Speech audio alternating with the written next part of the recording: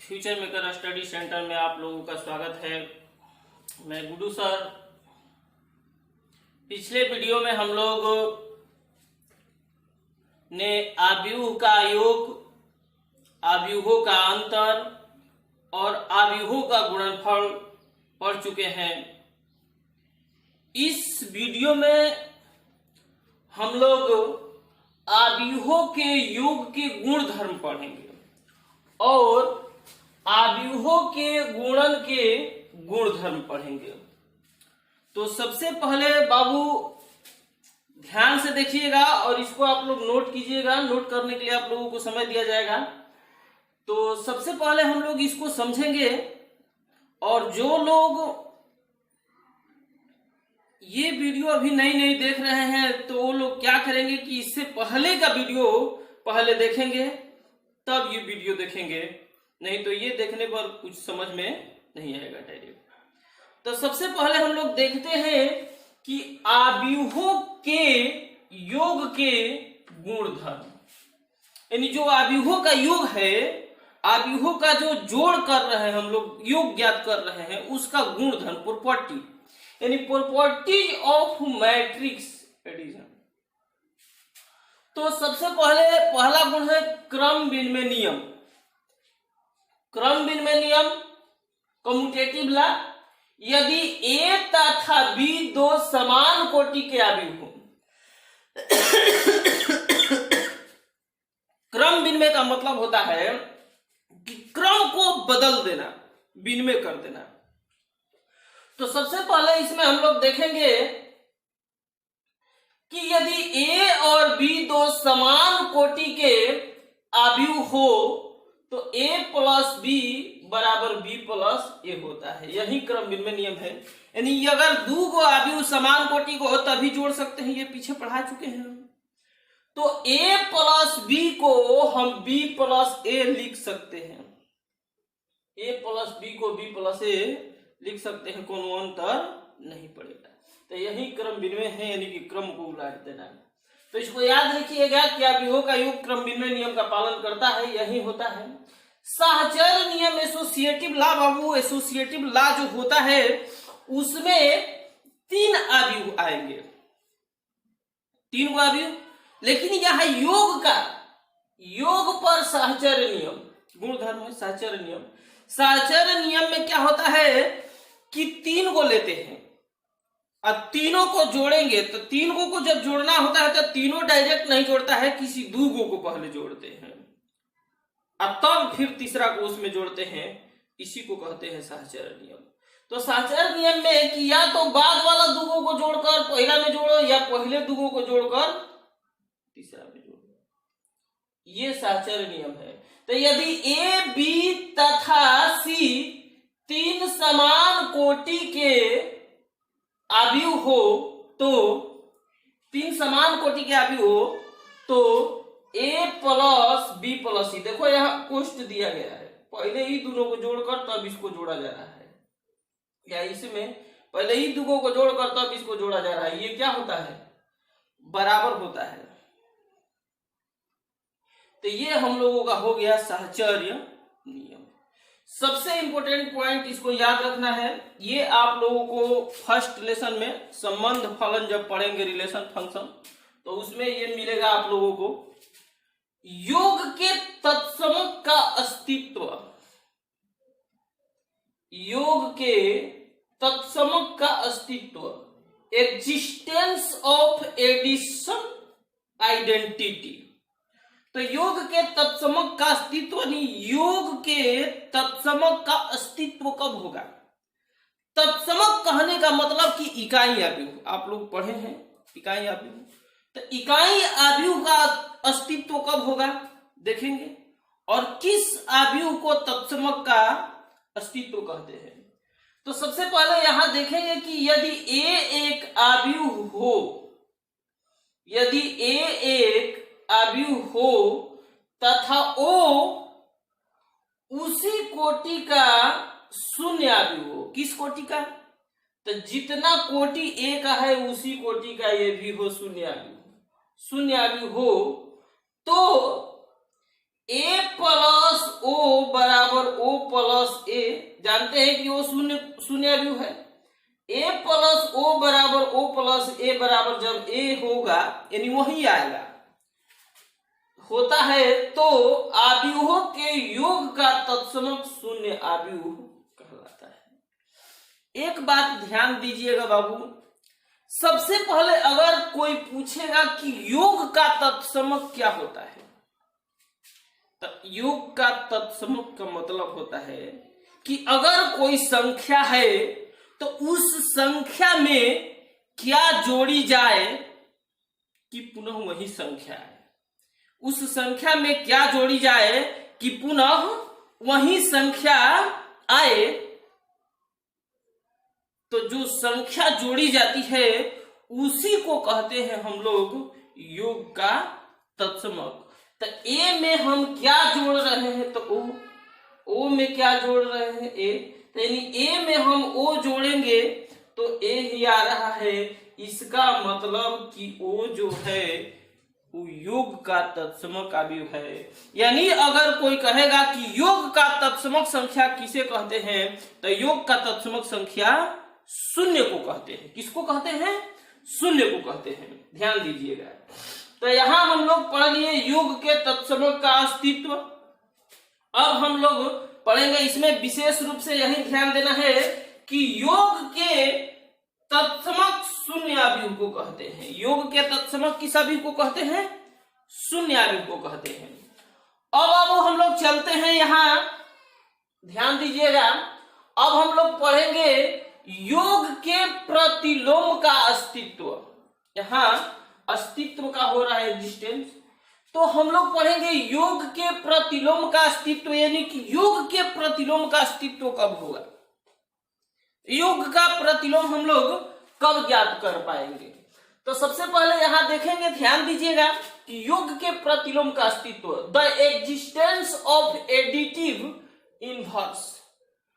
तो यहां देख रहे हैं बाबू कि यदि ए एक अवयव हो, यदि ए एक अवयव हो और माइनस ए, ध्यान दीजिएगा जो यहां अवयव रहेगा उसी का ऋणात्मक ले लेंगे, जो भी यहां अवयव रहेगा उसी का ऋणात्मक।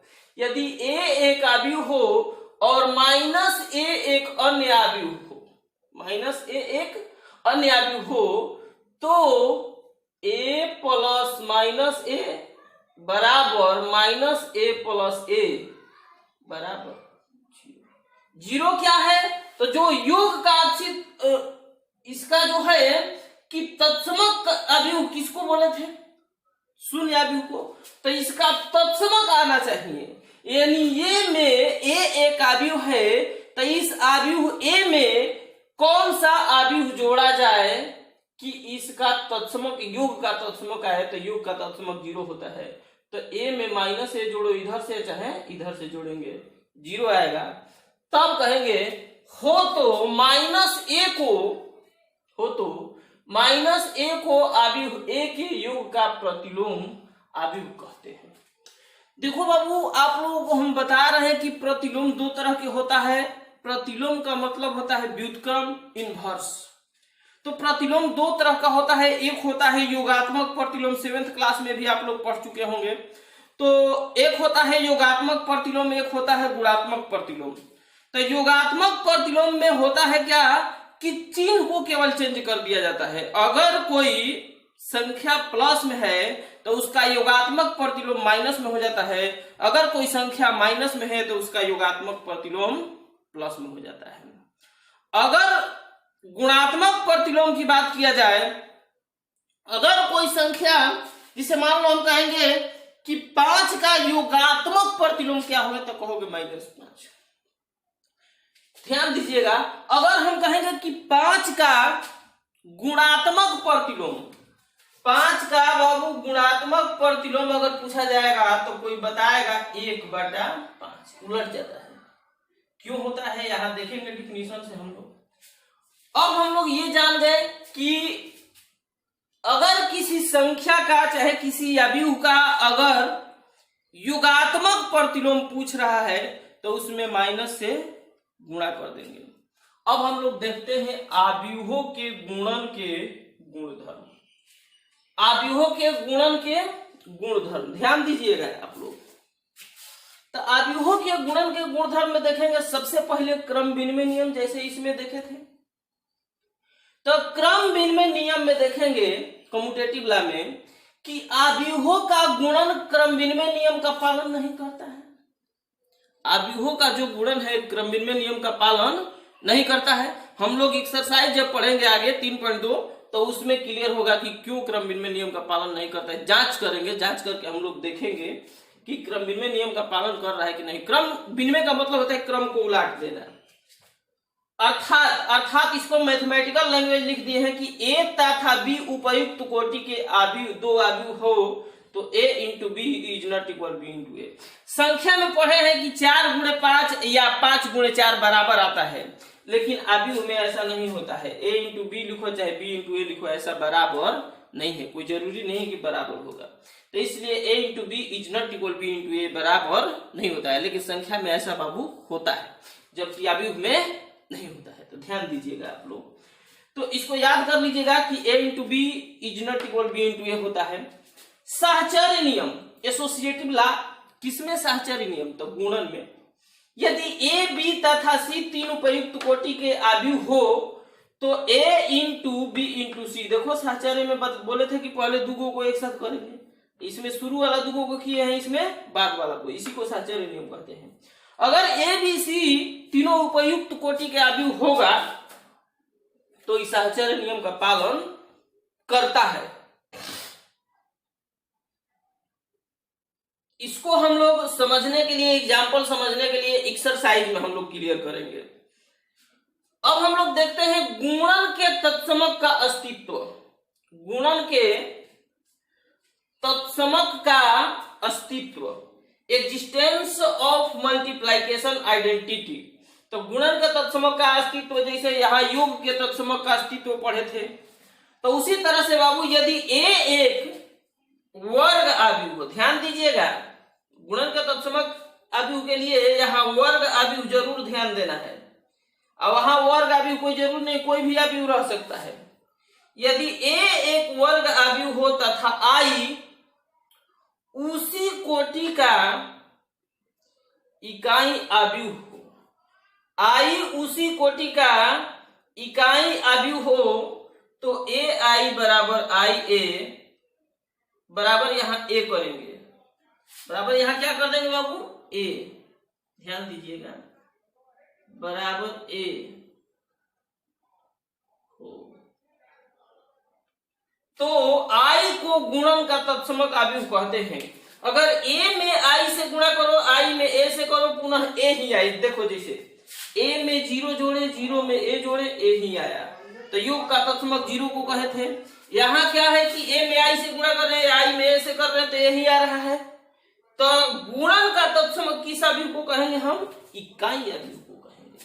देखो बाबू यहाँ 5 में अगर 0 जोड़ेंगे तो 5 ही आएगा, इसलिए योग का तत्समक संख्या 0 को कहेंगे। अगर हम 5 में कितना से गुणा करें कि 5 ही आएगा? तो 1 से। तो इसलिए गुणा का तत्समक संख्या क्या होगा? 1। योग का तत्समक संख्या 0। याद करने योग्य बात है, बहुत वीवीआई है, एग्जाम में दे देता है कंपटीशन के। अब हम लोग देखेंगे, ये तो समझ गए कि गुणन के तत्समक का अस्तित्व। तो यहां ध्यान दीजिएगा कि i को गुणन का तत्समक आव्यूह कहते हैं। अब सबसे पहले बाबू हम लोग ध्यान देंगे कि वितरण नियम। वितरण नियम क्या है? इसमें चौथा पॉइंट, जिसे इसमें 4 गो पॉइंट है, इसमें भी 4 गो पॉइंट है। हम आप लोगों को इसको थोड़ा सा नोट कर लीजिए, तब वितरण नियम, इसको शॉर्ट स्क्रीन ले लीजिए, आप लोग शॉर्ट स्क्रीन ले लीजिए और तब इसको लिख लीजिएगा। इसके बाद हम लोग वितरण नियम जानेंगे। चौथा वितरण नियम क्या है, इतना ही मैं समझा दे रहा हूं। चौथा जो है वितरण नियम, ध्यान दीजिएगा। तो यदि ए बी तथा सी तीन उपयुक्त कोटि के आव्यूह हो तो पहला है बाबू a इंटू बी प्लस सी, ध्यान दीजिएगा। फिर ये है कि a प्लस बी इंटू सी, दूसरा। बहुत बारीकी से ध्यान देना है इसमें, ध्यान दीजिए ये वितरण नियम है। a से b में गुणा करेंगे तो a इंटू बी, फिर a से किस में गुणा करेंगे c, a इंटू सी। सब लोग पढ़े हैं 7th क्लास में। अब यहां ध्यान देंगे कि a से c में गुणा तो a इंटू सी, अब प्लस b से c में गुणा b इंटू सी। इसमें कुछ हम बताना चाहते हैं जहां तुम लोग गलती करोगे, यही वितरण नियम है, ध्यान दो। इसमें क्या करेगा लड़का, गलती क्या कर सकता है, ध्यान देने की बात है। इसे मान लो कि इसमें a इंटू बी प्लस सी है, अगर हम a से इसमें गुणा करेंगे, दोनों में जानते हैं, तो a से गुणा करेंगे तो a इंटू बी ही लिखेंगे, b इंटू a नहीं लिखेंगे, क्योंकि देखो a पहले है b बाद में, तो a पहले b बाद में रहेगा हमेशा। और a से c में फिर करेंगे, बीच में प्लस है तो प्लस a इंटू सी, इसको c इंटू a नहीं लिख सकते हैं, a इंटू सी रखेंगे। इसको हम ऐसे लिख सकते हैं, इसको हम ऐसे लिख सकते हैं। अब लड़का कहता है कभी कभी कि a b plus b c, ध्यान दीजिएगा, a b plus b c को क्या लिख सकते हैं, तो लड़का तुरंत कहेगा कि बी कॉमन कर लीजिए तब ए प्लस सी हो जाएगा। देखते हैं बाबू, तो जो कि ये क्या है, गलत है। A b plus b c को हम b into a plus c कहेगा कि बी कॉमन कर लीजिए, ऐसा नहीं होगा। संख्या में ऐसा होता है लेकिन आव्यूह में नहीं होता है। क्यों? क्योंकि आव्यूहों का गुणन क्रम विनिमय नियम का पालन नहीं करता है। तो देखते हैं बाबू, इसमें b देख रहे हैं कि बाद में है, इसमें b कहाँ है, पहले है, तो कॉमन नहीं हो पाएगा, इसी तरह से छोड़ देंगे। अगर इसमें b बाद में है तो इसमें भी b बाद में रहेगा, तभी हम लोग कॉमन करेंगे। तो ये क्या है, गलत है, ये नहीं हो पाएगा। तो b इंटू ए प्लस सी लिखना है, क्या है, गलत है। अब इसको हम लोग जैस के तस छोड़ देंगे। कभी कभी क्या होता है कि a b plus c b ऐसे कर देते हैं, ध्यान दीजिएगा। इसमें b बाद में है, इसमें भी b बाद में है, लड़का कहेगा कि b को कॉमन कर दिए तो a प्लस सी हो गया, ये भी गलत है। क्यों गलत है, देखते हैं। A b plus c b, यहां देखिए बाबू, इसमें भी b बाद में है, इसमें भी b बाद में है, तो b कॉमन होगा, लेकिन a प्लस सी रहेगा और b कॉमन होगा, लेकिन इस साइड कॉमन होगा, इधर नहीं। बाद में है तो बाद में कॉमन करेंगे, अगर शुरू में है तो शुरू में कॉमन करेंगे, तो ये हम लोगों का क्या होगा, सही होगा। तो बस आज के वीडियो में इतना ही, और आगे का वीडियो कल डाला जाएगा आप लोगों के लिए। तो वीडियो अगर अच्छा लगा होगा तो आप लोग क्या कीजिएगा कि शेयर कर दीजिएगा बाबू, क्योंकि ज्यादा से ज्यादा विद्यार्थी जो है इसका लाभ उठा सके। आव्यूह चैप्टर का टोटल हम क्लियर कराएंगे आप लोगों को। तो मेरे वीडियो को बस बने रहिएगा, रोज इंतजार कीजिएगा, रोज आप लोगों को दिया जाएगा वीडियो, तो ध्यान से देखिएगा। और थोड़ा सा आप लोग भी मेहनत करके 2 मिनट का टाइम दे करके इस वीडियो के ज्यादा से ज्यादा स्टूडेंटों के पास शेयर कर दीजिएगा। और इस लॉकडाउन की स्थिति में घर से बाहर मत निकलिएगा, घर पर रहिएगा, सुरक्षित रहिएगा, स्वस्थ रहिएगा, और अपने माता पिता का कदर कीजिएगा, उनके बातों को मानिएगा और उनका सेवा कीजिएगा बाबू।